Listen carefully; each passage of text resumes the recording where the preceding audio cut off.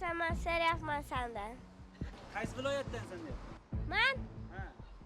Surxondaryo. Surxon nima qilyapsan Toshkentda? Pul topib yuribman. Pul top nima qilib pul topyapsan? Pul topaman. Qanaqa qilib pul topasan?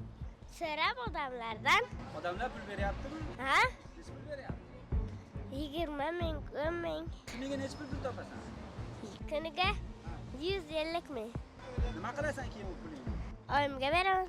Bog'chaga, maktabga bormaysanmi? Yo'q, Nimaga bormaysan? bazaga o'tkazsinlar. Nima? Bazaga. Bazaga? Bu qahramonimiz Javohirning so'zlari. Mana bu esa Sherzod.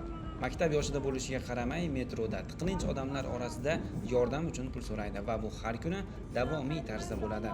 Maşallahdan qaytsan. Ko'zingiz tushgandir. Yo'llar, ko'chalar, tunnellar va svetoforlar. So'nggi paytlarda metrolarda ham bolalarni tilanchilik yoki og'ir mehnatni ma'lum miqdordagi pul evaziga qilayotganiga. Bu norasidalar ta'lim va yaxshi tarbiyadan chetda qolayotgan bolalar. Bu mavzudagi har qanday raqamlar qo'rqinchli aslida, ammo ular real vaziyatni ko'rsatadi. Xalqaro mehnat tashkiloti va UNICEF ma'lumotlariga ko'ra 2024-yilda dunyoda 138 million bola mehnatga jalb qilingan. Shundan 54 millioni zararli va xavfli sharoitda ishlamoqda. Afrika va Sahroyi Kabir kabi mintaqa eng og'ir vaziyatda. 87 milliondan ziyod bolalar og'ir mehnat qilmoqda. O'zbekistonda esa bu bilan bog'liq aniq raqamlar mavjud emas. Ammo 2023-yilgi AQSh Mehnat vazirligi va Xalqaro mehnat tashkiloti hisobotlariga ko'ra, bolalarni jinsiy ekspluatatsiyaga jalb etish va majburiy mehnatga tortish, shuningdek, ularni zo'ravonlik yoki tahdid ostida ishlatish, giyohvandlik savdosi va jinoyatga majburlash kabi ishlarga jalb etish holatlari tez-tez uchramoqda va bu hali hammasi emas.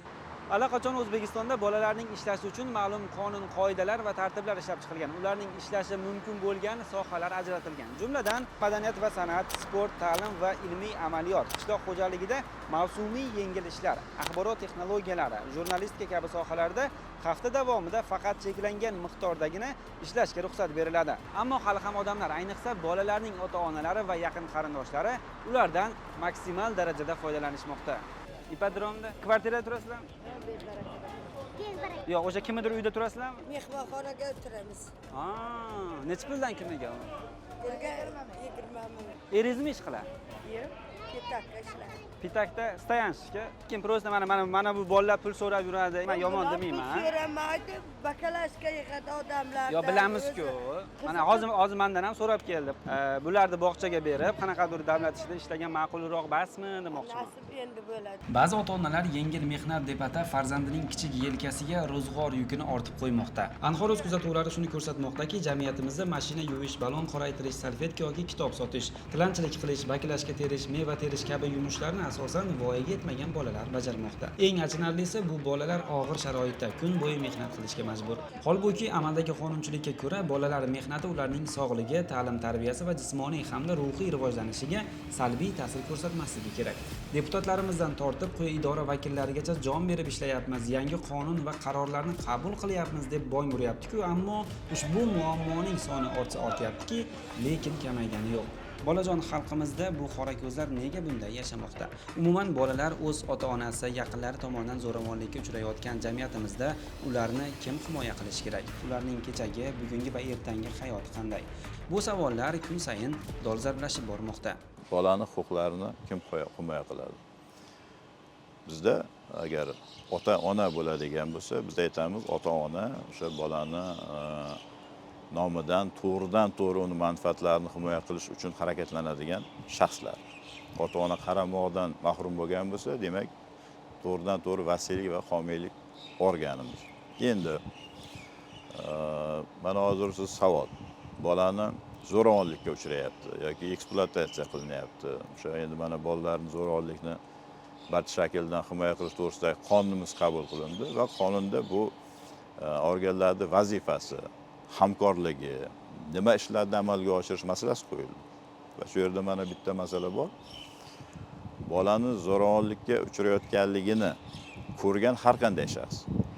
Bu jismoniy shaxs bo'lishi mumkin, u yuridik shaxs bo'lishi mumkin. Birinchi, uni buzilgan huquqlarini tiklash uchun ko'maklash kerak. Biz nima qilamiz? Faqat telefonga olamiz, tomosha qilamiz, kimgadir aytamiz, toki vakolatli organ bo'lguncha, misol biz tomoshabin rolini o'ynaymiz-da. 24-yil mobaynida 1064 ta murojaat kelib chiqqan bo'lsa, lekin birontasida bolalar mehnatiga daxldor yoki bolalar mehnati bilan bog'liq bo'lgan murojaatlar kelib tushmagan. Endi bundan biz bolalar mehnatidan foydalanmayapti degan ma'nodan ketishimiz kerak. Bizda bu yopiq holatda bo'lib qolganligi uchun, aynan bu yerda manfaatdor tomonlar bo'lganligi uchun bu masalalar ochilmasdan qolyapti deb aytsak bo'ladi. Shahar va qishloqlarning turli chekkalarida minglab bolalar qishning sovug'ida, yozning jaziramasida huquqlari buzilgan holda ter to'kar ekan, huquq himoyachilariga ariza kelib tushmayotganligi ajablanarli. Bu ko'rinib turgan muammoga ko'z yumishmi yoki jamoatchilikning suskashligi? Ombudsman vakili Sattor Rahmatov bu holatlarni kamaytirish va oldini olish borasida amaliy ishlar bajarilayotganligini aytib, raqamlar qo'shni davlatlarga nisbatan xavotirli emasligini bildirdi. Shuningdek, bu holatlar o'z-o'zidan yuzaga kelmaydi, ularning o'z sabablari bor deydi u. Ota-ona o'sha farzandiga tarbiya va ta'lim berish majburiyatini bajarmayapti. Hozir birgina mana shu qarovsiz nazoratisiz qolgan bolalarni o'rganish jarayonida 177 ming ota-onaga o'sha ma'muriy javobgarlik to'g'risidagi kodeksda belgilangan ota-onaning bolasiga tarbiya va ta'lim bermaslik bo'yicha majburiyatini bajarmaganligi uchun javobgarlik qo'zg'atilgan. Shunday holatlar borki, bolani misol hayotiy zarur bo'lgan ehtiyojlarini qondirmaganlik holati. Bola maktabga boryapti, tengdoshlaridan ajralib qolyapti, o'sha ustiga kiyadigan kiyim yo'q yoki o'zi yoqtiradigan narsani ololmayapti va buni yo'lini u shunaqa o'ylayaptiki, demak men o'zim ishlab pul topsam bo'ladi. Demak, men ehtiyojlarimni o'zim qondirsam bo'ladi, deyapti-da. Bu bilan u o'zini o'sha ta'lim olishga bo'lgan huquqini o'zi ham buzyapti. Xo'p, ayi nima qilyapti? O'tiribdi. Dadang qayerda? Ishlaydi. Nima ish qiladi? Ishlaydi, pul topadi. Sen nima qilyapsan? Bu yerga ham biz ishlayapmiz. Sen nima ish qilasan? Bu yerga pul topamiz. Nima qanaqa pul topasan? Qanaqa qilib pul topasan? Pul bering, pul bering. Pul bering desan, odamlar pul beradimi? Kuniga necha pul topasan? 100 ming topasanmi? Dadang senga pul beradimi keyin? 4 ta mashg'ul 10 ming beraman. Shundaymi? Bog'chaga bormaysanmi? Boraman. Qaysi bog'chaga borasan? Uyda ko'p pul topsak, Surxondaryoga ketamiz. Ko'pgina pul topsalaring, Surxondaryoga ketasizlarmi? Ketbisoyga borib uxlaymiz. Qayerdan yig'asizlar bakalashkani? Odamlar tashlab ketadi, biz olamiz. Akalaring bormi? Akang, opang bormi? Ha? Necha yosh ular? Maktabga borishadimi? Qaysi maktabga boradi? Surxondaryoda.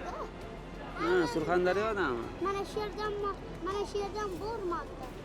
Ko'chada qiynalmaysanmi? Issiqda pul so'rab yurgani. Qiynalmaydi. Nimaga? Xudoga shukr. Ijtimoiy tarmoqlarda ko'plab bolalarni pul topish uchun qilayotgan turli ishlariga guvoh bo'lyapmiz. Har tanganing ikkinchi tomonida oilaviy holat, ota-onalarning ijtimoiy ahvoli yoki shu kabi rad qilib bo'lmas sabablar bo'lishi mumkin. Ammo bugun qorin to'ysinga topilayotgan chaqalar kelajakda uni bir iqtisodchi, shifokor, arxitektor, siyosatchi yoki jurnalist bo'lishdek qobiliyatini ko'mib yubormayaptimikan? Bolalar yaxshi yashashi, ta'lim olishi, ilmli bo'lishi va kasb kamolot o'rganishi kerak. Bunga siz, biz hammamiz mas'ulmiz. Mas'uliyatni mas'ullarga, xulosani esa o'zingizga qoldiramiz.